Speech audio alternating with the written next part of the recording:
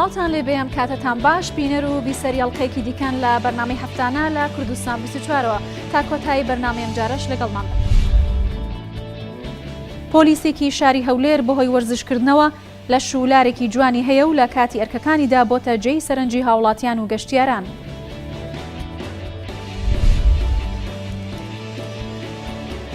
گەنجێکی شاری سلێمانی بەهۆی دروستکردنی گۆچانێکی زیرەکەوە توانوێتی خزمەتێکی سەردەمیانە پێشکەشی نابینایان بکات.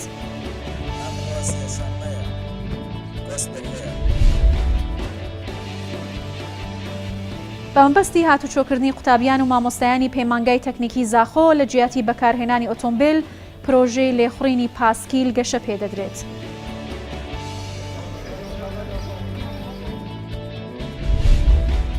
ئیسام یەکێکە لە پۆلیسە لەش و لە ڕێکەکانی شاری هەولێر ئەو ماوەی 5 ساڵە یاری لەشتوانی دەکات و لە کاتی ئەرکەکانیدا کە خۆی بۆ ئەرک ئامادە دەکات گەشتیارێکی زۆر سەرنجی بۆ لای ئەو ڕادەکێشرێت. ئەویشەوەیە کە بە شێوازێک ماسوولکە و جلوبەرگەکانی لەگەڵ یەکدا ڕێک خستووە کە زۆر گونجاوە. وەکو خۆشی باسی دەکات ئەو گەشتیارانەی کە لەگەڵی ڕەسم دەگرن دەڵێن ئەگەر یەک مستمان لێ بدەیت تا مانگێک ئەبێ بچینە خەستەخانەی فریاکەوتن.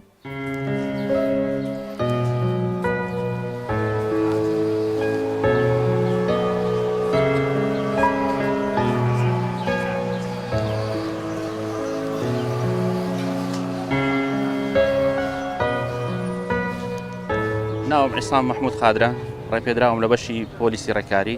بەرپرسی دەوریەکانی ناو بازاڕم و موالید 1970 خێزانداریشم، خاوەن 3 منداڵم. من هەموو سبەینان کە لە خەوە دەستم بیدایەت ڕدێنم دەتراشم، دێمە دەوامی خۆم دەکەم بە مەزبوطی ساعات 8 دێم کە تەوقیع دەکەم، سەردانی دەوریەکانی ناو بازاڕ دەکەم، یەکێکە سەردانیان دەکەم، نقستانێکە بیشتەشانەبی یان کێشەشانەبی دەتوانم لۆیان حەل دەکەین کە هەتا هێوارەدادە کە تبتە ساعات 6 من پەیوەندی بە وەرزش بە دەکەم، دەچمە قاعی ڕاضی خۆم دەکەم، ساعاتێک ساعات نیوەکم دەبا کاتی ڕاضەکەی.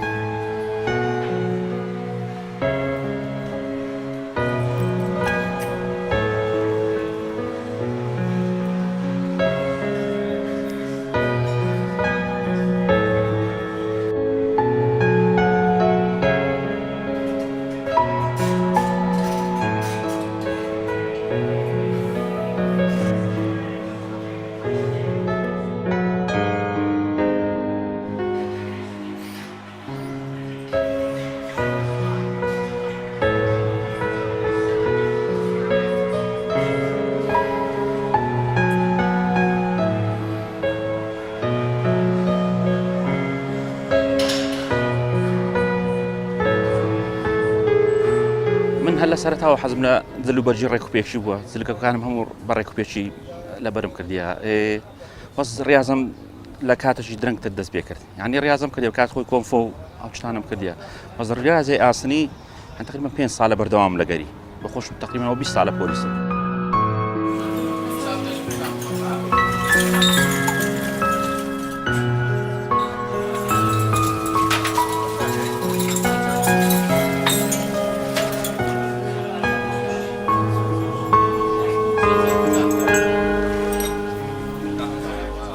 خەڵکەکی زۆر دەمناسی، زۆر خەڵک دێ ڕسمم لەگە دەگەری، یعنی حەز بە دڵخۆشەش خۆش دەکەم، یعنی کە خەڵکێک زۆر تەشجیعم دەکاتن کە بەردەوام لەسەر ئەو ئێستا و قیافێکە لە سەریمە وەم لێ هاتێکە ئێستا ینی نەتان دەوامەکەشم بەجێ بێت.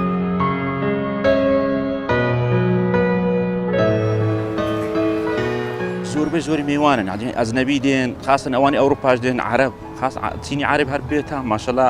هەردەگەمەکەنیان بە گروپ دێن لە بۆ ڕسمگرتنی زۆر کەفیان دێتن. ئەوی دێ دەرێ ئەوەی بریتانیا، ئەوە دەرێ خۆمانە، کوردەکەی خۆشمان ینی ئەنتیکەی پێدێتن زۆرجار، دەرێ پۆلیس هەوامان نەدیتە، ئێوە کەم جارە ببینین لە هەولێر ئەو نوع پۆلیسە هەبیتە.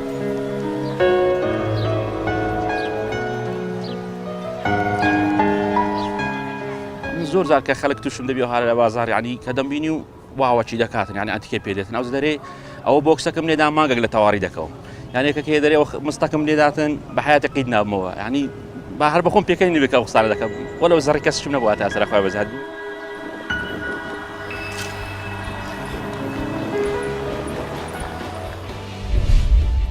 لە هەنگاوێکی نوێدا بۆمبەستی پاک و خاوێن ڕاگررتنی ژینگە هەروەها گرنگیدان بە وەرزش و بە کولتورکردنی لێخوڕنی پاسکیل پەیمانگای تەکنیکی زاخۆ هەستاوە بەدابینکردنی 6 پاسکیل بۆ قوتابی و مامۆستاکان لە پەیمانگای تەکنیکی زاخۆ. ئەم کارەشوای کردووە کە مامۆستایان و قوتابیان لە جێگەی بەکارهێنانی ئۆتۆمبیل لە پاسکیل کەڵک وەربگرن هەروەها خزمەتێکی باشیش بە ژینگە و تەندروستی هاوڵاتیانی شارەکەیان بکەن.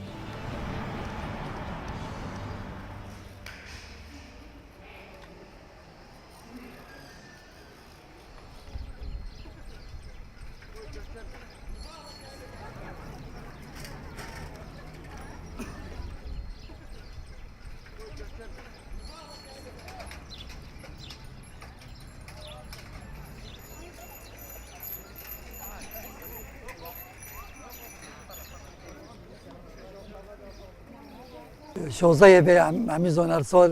روزا که اید بینه روزا پارسن و جنگه بله افسانه مدید هزار کاتا بیرامه که ام عملی کاری که ام بکن که ببتا بردامی بو به جنگه و فعلا جی ببت پارسن و جنگه امرا بیم دابین کرنا نزدیکی 6 پایسیکلا بو جهاد نوچونا قطابیان فرمانبران و ماموستاد ناف کمپا پیمانگه ده مرم جه او بی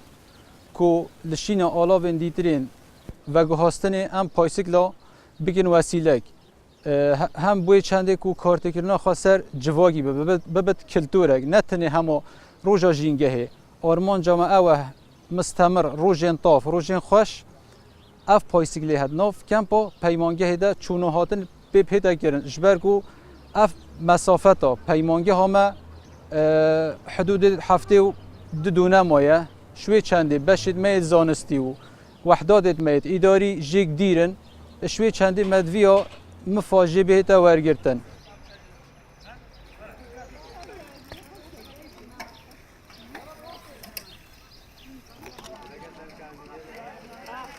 واقعا ما گلک یعنی بیون شرمت که پوسیکل باشم کارینانو پوسیکل ده زده لیتن معنای ده کارینانو ترمبلوجی ده کم تربیت معنای بیشتری که ده جنگاش ده پارسی بد وش بلی جنگه طبعا یو هزینه پوسیکل بوما امزونی نوع رياضه جي بوما ضروريه بو خاصه بيت دون عمر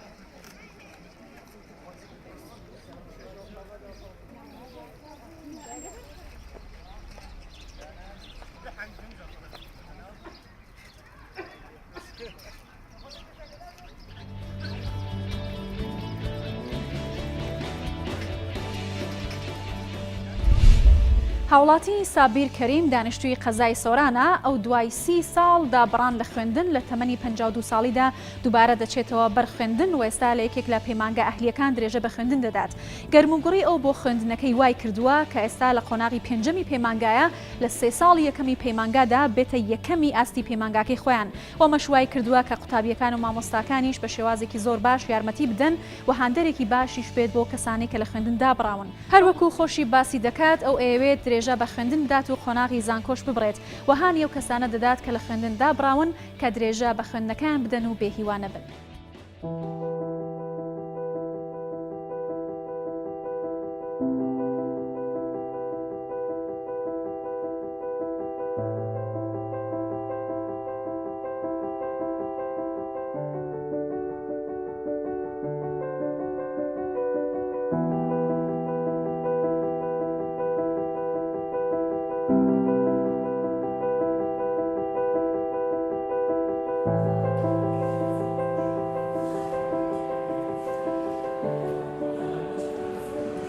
قوتابی سابیر کەریم سابیر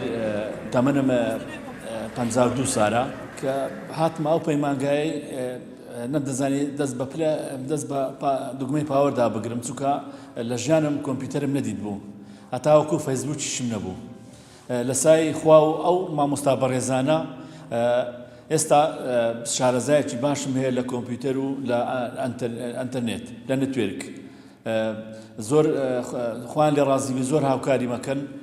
و زۆر لەگەلم ماندینە و هەر هەوا قوتابیەکان زۆر زۆر سوپاسیانەکەم هاوپۆڵم زۆر ڕێزی من ئەگرن.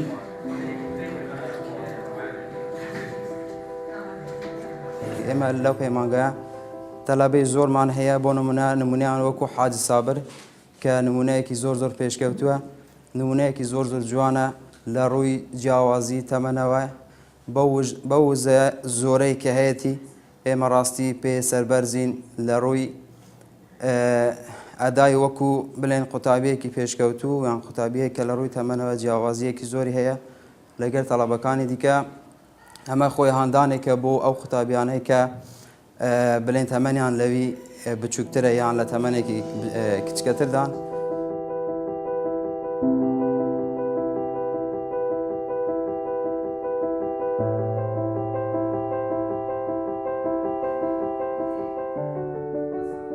پێیان مەرجی بە کامل لەو تەمەن لە سەمەنی 50 ساڵی گەڕاینەوە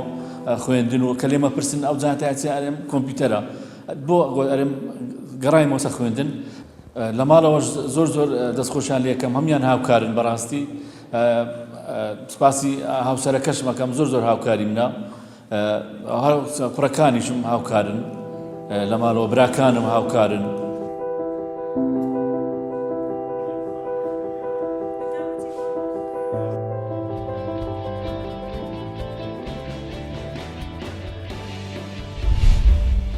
سەروەر تەمەنی 21 ساڵە و خاوەن چەندین بیرۆکەی داهێنەرانەیە لە بواری تەکنۆلۆژیادا. کۆچانی زیرەک یەکێک لە پرۆژە داهێنەرانەکانی ئەو گەنجەیە کە بۆ خزمەتی نابینایان دروستی کردووە. ئەو گۆچانە ئەلکترۆنیا بە جۆرێک دروستکراوە کە بەکارهێنەرانی ئاگادار دەکاتەوە لە بوونی بربەستەکان، هەروەها چەندین زانیاری لەسەر تۆمار کراوە بە زمانی کوردی وەکو ڕۆژەکانی هەفتە، کاتژمێر، هەروەها بوونی سیستمی یارمەتیدەر.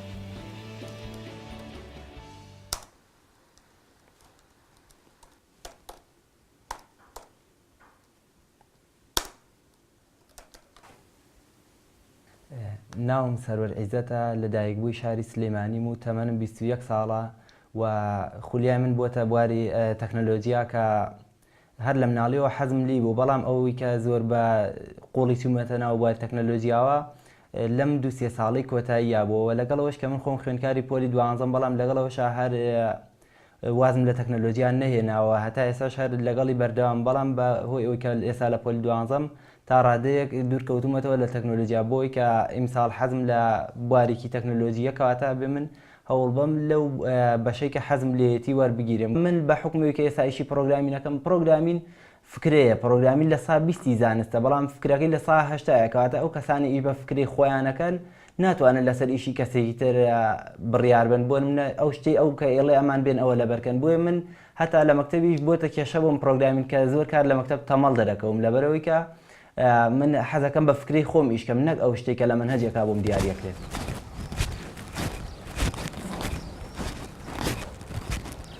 کۆسپێکەیە ئەمڕۆ سێشەممەیە کۆسپێک هەیە. یەکێ لەو بیرۆکانەی کە هەم بووە کە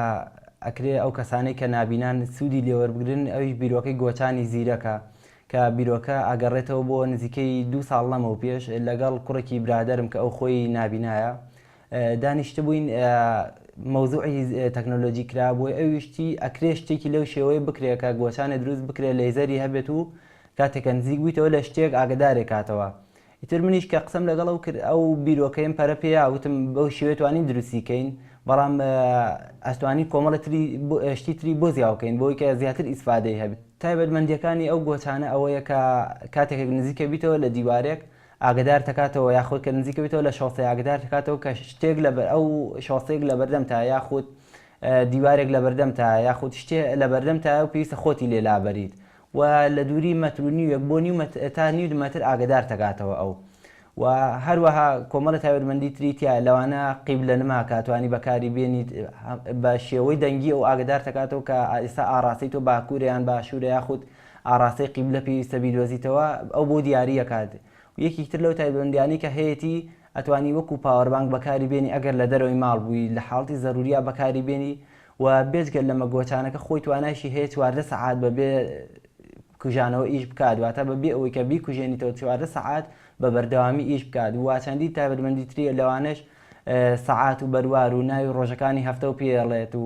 و هەروەها پلەی گەرمیشە بۆ دیاریەکات پلەی گەرمی ئەو شوێنەی کە تایە. ئەم ئەپلیکیشنە تایبەتە بە گۆچانەکە ناوی سمارتستیکە و بە شێوەیەک دروستم کردووە کە لەگەڵ ئەو سیستەمە خۆی بگونجێنە کە نابینان بەکارێن لە مۆبایلەکەویشی سیستەمی تێکست و سپیکە ئەو نووسینانی کە لەسەر مۆبایلەکەیە ئەیگۆڕێ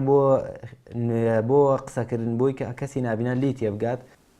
ئەم گۆچانەوە لەگەڵ ئەو ئەپلیکیشنەی کە لەگەڵ یاتی بە شێوەیەک دروست کراون و دیزاین کراون کە بۆ کەسی نابینا شیا و گونجاو بێت لەبەرەوەی ئەو ناتوانێت چاوی بەکاربێنێ. بۆی ئێمە بۆ گۆچانەکە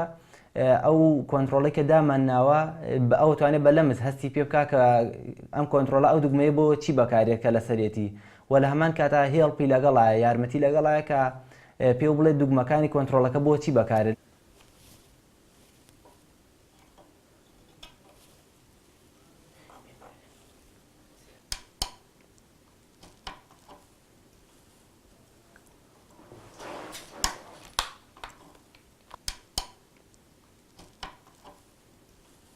ئەم گۆچانێک کە دروستم کردووە لە ڕووی دیزاینەوە دیزایینێکی تا ڕادێکی باشمان بۆدانەوە بەڵام لەبەرەوەی کە کارگەیەکمان نیە یاخود شوێنێک نییە کە ئەو ئیشەی تیا بکەین بە تەواوەتی بۆیە ئەکرێ ئەو قەباغی کە گۆچانەکەی تیا پارچەکانی گۆچانەکەی تیا هەڵەگیرێ کوالەتی زۆر بەرز نەبێ هەرچەنە هەوڵیشمان ناوە کە لە وڵاتانی دەرەوە ئەو پارچە دیزاینانیان بۆ بنێرن بۆی پارچەکانمان بۆ دروستکەن بەڵام هەر بۆ شێوەیە دەرناچێت کە ئێمە خۆمانەمانەوێت بۆیە ئەوە بۆتە ڕێگرێک لە بەردەممان و لە ڕووی مادیشەوە ئەگەر هاوکاری زیاتر بکرین باشترە بێت لەبەرەوەی کە لە ئێستا پارەی 70 دانەمان بۆ سەرف کراوەوە 70 دانە دروستکەین بەڵام ئەگەر پارەی زیاتر سەرف کرێ ڕێک بێ هەموو نابینە حەزی لێ بێ گۆچانێکی وای بەدەستەوە بەس من ناتوانم بۆ هەمویانی دابین کە مەتا لانی مادی باش نەبێت. پەیامی من بۆ ئەو کەسانەی کە خولیایەکیان یاخود لە بوارێک تەکنۆلۆژیا شارەزان یاخود لە هەر بوارێکترا شارەزان با پەرەی پێبەن مەڵێ ئەمڕۆ وڵاتەکەمان بەم شێوەیە هەر بەم شێوە مێنێتەوە دوێنێ بە شێوەیەک بۆ ئەمڕۆ بە شێوەیەک ترە سبەی بە شێوەیەک ترە بێت کەواتە وەرە هەوڵ بە پەرەی پێ بە تۆ جارێ بڕۆ پێشەوە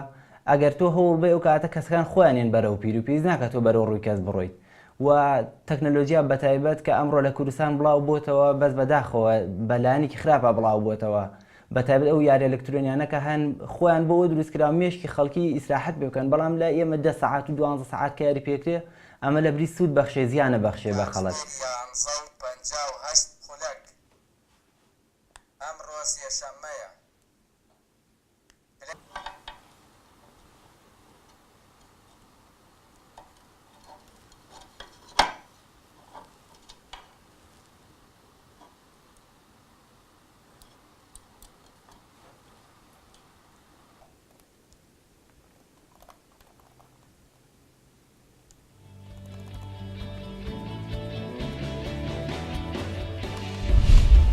کوردێکی دانیشتووی شاری بەرلینی پایتەختی ئەڵمانیا لەگەڵەوەی کە خاوەن پێداویستی تایبەتە و بە قاچێکی دەستکردەوە ڕێدەکات بەڵام بەشداری لە کورسەکانی تایبەت بە سەمای ڕۆژاوایی هیپ هۆپ دەکات. وەیسی ئۆزگۆر کە بۆ ماوەی 17 ساڵە لە ئەڵمانیا دەژیت توانیوێتی بە خەون و هیواکانی خۆی بگات بۆ وەکو خۆشی باسی دەکات ئەو کێشانەی کە لە بەردەم ژیانیدا هەبوونە نەیتوانیوە ڕێگر بێت لە بەردەم گەیشتن بە ئاواتەکانی ئەو ئێستا لە ئاستێکی بەرزدا سەما دەکات و تەنانەت ئەو سەمایانش فێر بووە کە خەڵکی یاسایی بە زەحمەت دەتوانن ئەنجامی بدەن.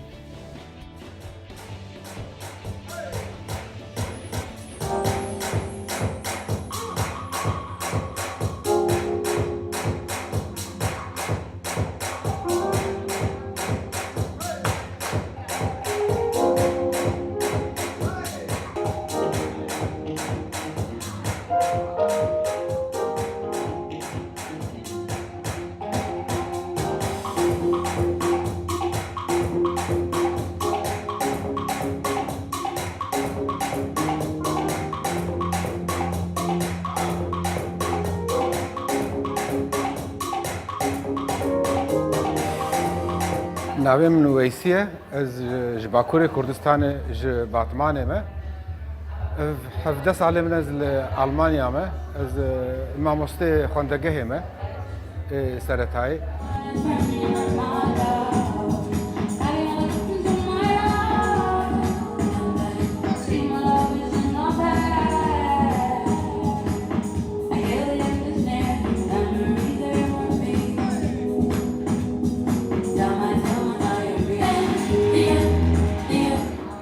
بردجي متخصص از رقص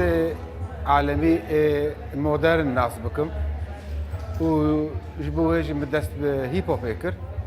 افسي صالي من استيم فيدري حفتي دجارة جانا سيجارة استيم هر جاري دسعة رقصوا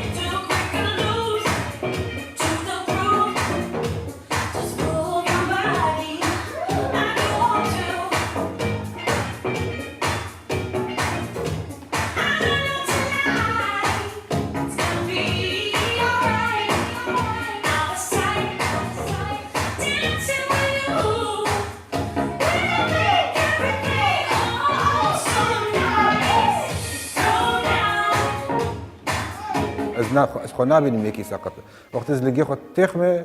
از یکی نرمالم و از کارونج نرمال جی پرتر حرکت کم یعنی سریم دوسای و از وسام جی از چمنا جی کی بسیاره ناشم بزی بسکلت هرم انا سپیات شم 2 ساعات 3 ساعات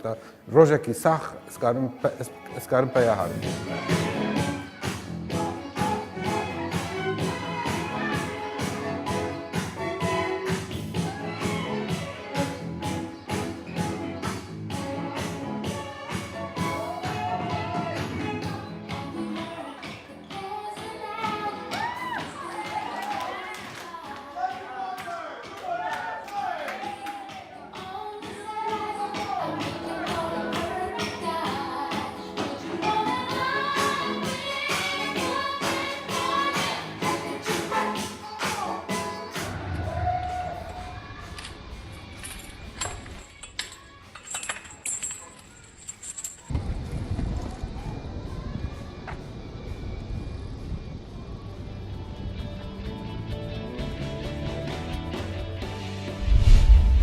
ئاوارەبوون لە مێژووی کورددا نەبۆتە بەربەست بۆ لە ناوچوونی سەلیقە و توانای تاکەکانی تارا ئەو خاتونە کوردەیە کە لەگەڵەوەی لەگەڵ خێزانەکەی ئاوارەی وڵاتی ئێران دەبن بەڵام بەردەوام دەبێت لە درێژەدان بە ئەو توانە و بەهرانی کە هەیەی ئەو لەوێ بۆ پەیداکردنی بژێوی ژیانی خۆی و بنەماڵەکەی خەریکی فەرش دروستکردن دەبێت و خۆی فێری ئەو هونەرە دەکات. ئێستاش کە گەڕاوەتەوە کوردستان کلاش دروست دەکات و چەندین کلاشی جوانی ژنان و پیاوانە بە ستایلی جیاواز دروست دەکات.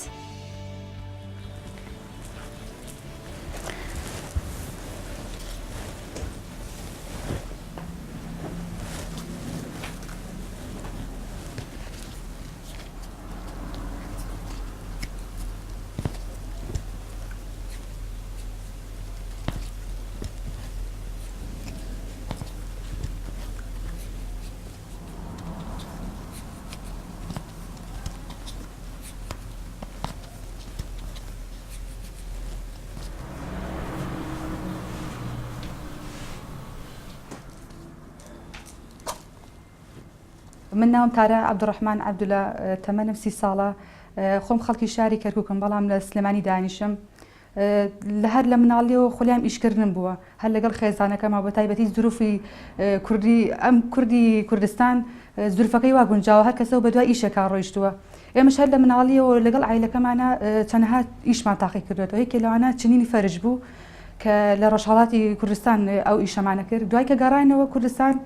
ئەو ئیشە لێرە کەمتر بوو ناچار بووین دەستمان کرد بە چنینی کەلاش.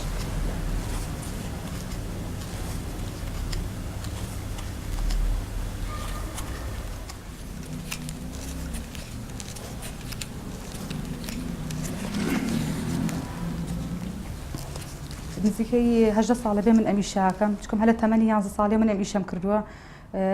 هەموو تا 2-3 ساڵ پێش ئێستاش ینی کلاش بە تایبەتی بە ڕەنگی سپی بوو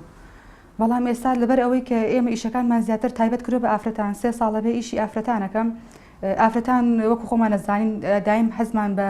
ڕەنگی جیاوازە حەزەکەین ڕەنگەکان تێکەڵ بکرێت تێکەڵ کێش کرێ بۆی لەگەڵ تەنها بە سپی نێمێنێتەوە ڕەنگی سپی تۆزێ ینی ناتوانین لەگەڵ هەموو جلەکە بیگونجێنین.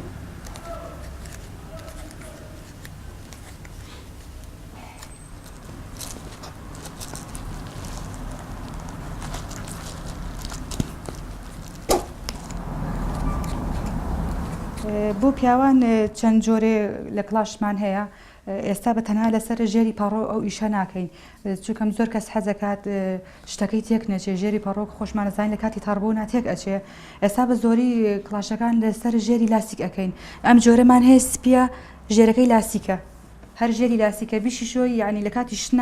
ئەمە تەسک نابێتەوە لە پێ ئەو کەسەیە کە بەکاری هێنێ بە زۆری پیاوان ئێستا حەزیان بە ڕەنگی ڕەشە بەم جۆرەشیان هەر ژێرەکەی ڕەشە هەر چنینەکەشی بە دەزوی ڕەشە ئەم دەزوێش دەزوی کلاش نییە نەوە دەزووکی کێ وەکو نەبڕوایە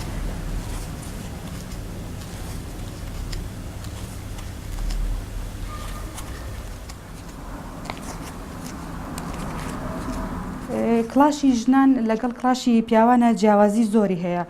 بۆیە واشمان کرۆ بۆ یعنی ئیشی ژن لە ئیشی پیا و جیاواز بێ لە ڕووی ڕەنگەوە لە ڕووی دیزاینەکانیەوە شێوازەکانیەوە بە زۆری ژنان پاژنە بەرزە یاخود بە شێوەی پاپوجە یان ڕەنگی زیاتری تێ بەکارهێنی بۆی ڕەنگەکان ئاڵوواڵا بێ